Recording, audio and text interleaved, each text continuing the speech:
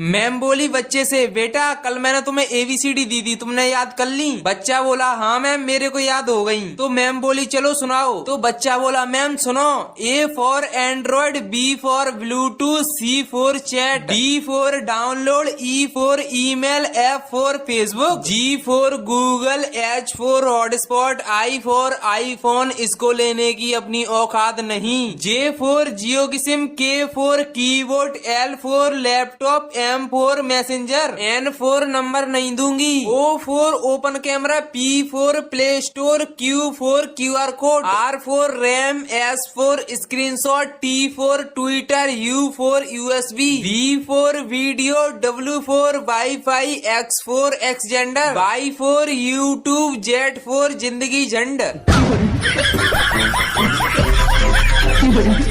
लोहा और सोना आपस में बात कर रहे थे, तो लोहे ने सोने से सवाल किया कि यार तू सोना है, मैं लोहा हूं।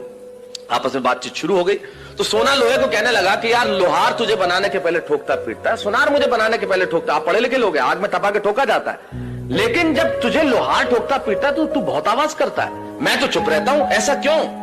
लोहे ने जो जवाब दिया वो मेरी कविता की जमीन है। लोहे ने कहा तो ठीक कहता है सोने, सुनार पीटता है तुझे लोहे की हथौड़ी से जो तेरी कुछ नहीं लगती, मैं लोहा हूं, मुझे जिससे पीटा जाता है वो लोहा है, और जब अपना अपने को पीटता है तो चीख तो निकलती ही है। वाह वाह वाह। दोस्तों एक सेठ की घड़ी कहीं खो गई। घड़ी बहुत कीमती थी, सेठ किसी तरह उसे वापस पाना चाहता था। उसने घड़ी खोजने का बहुत प्रयास किया पर घड़ी नहीं मिली। वह बहुत परेशान था। उसके घर कुछ बच्चे खेलने के लिए आए। सेठ ने उन बच्चों को बुलाया और कहा तुम में से जो कोई भी मेरी खोई घड़ी खोज देगा मैं उसे 200 रुपए इनाम में दूंगा। सभी बच्चे घड़ी खोजने में लग गए। उन्होंने घर का कोना कोना देख डाला पर घड़ी नहीं मिली। बच्चे हार मान चुके थे और सेठ ने भी मान लिया कि घड़ी नहीं मिलेगी। तभी एक लड़का सेठ के पास आया, बोला अंकल मुझे एक मौका और दीजिए, पर इस बार मैं ये काम अकेले ही करना चाहूंगा। सेठ बोला ठीक है। लड़का एक एक करके घर के कमरों में जाने लगा और कुछ समय पश्चात उसने घड़ी को ढूंढ निकाला। उसने सेठ को घड़ी दी। सेठ बहुत खुश हुआ। उसने लड़के से पूछा बेटा जहाँ हम सब असफल हो गए तुमने इसे कैसे ढूंढ निकाला? लड़का बोला अंकल मैंने कुछ भी नहीं किया, बस मैं कमरे में गया और चुपचाप बैठ गया। कमरे में शांति होने के कारण मुझे घड़ी की टिक टिक की आवाज सुनाई दे गई, जिससे मैंने उसकी दिशा का अंदाजा लगा लिया। दोस्तों वीडियो अच्छा।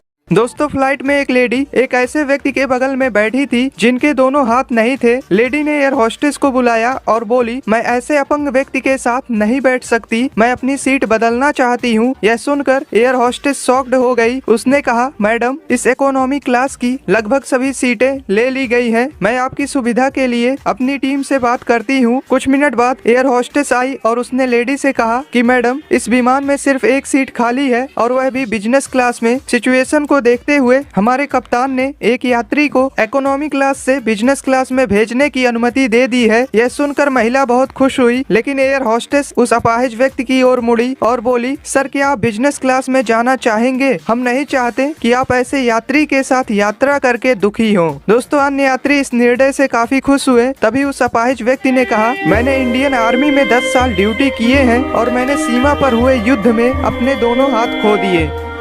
दोस्तों एक अमीर लेडी एक दुकान पर आती है और दुकानदार से कहती है कि मुझे कुछ सस्ती साड़ियाँ दिखा दो क्योंकि मेरे बेटे की शादी है और मुझे अपनी नौकरानी को देना है। दुकानदार ने उसे साड़ियाँ दिखाएं। लेडी ने पेमेंट किए और साड़ी लेकर चली गई। कुछ देर बाद नौकरानी भी उसी दुकान पर आती है और साड़ियाँ दिखाने को कहती है। दुकानदार नौकरानी को पहचानता था, वह उसे सस्ती साड़ियाँ दिखाने लगा। नौकरानी बोली भैया आप मुझे महंगी साड़ियाँ दिखाओ। दुकानदार ने पूछा आप तो हमेशा सस्ती साड़ियाँ दिखाने को कहती थी, फिर आज महंगी साड़ियाँ क्यों, कुछ खास है क्या? नौकरानी ने जवाब दिया मेरे मालकिन के बेटे की शादी है और मैं अपनी मालकिन को एक साड़ी उपहार में देना चाहती हूँ।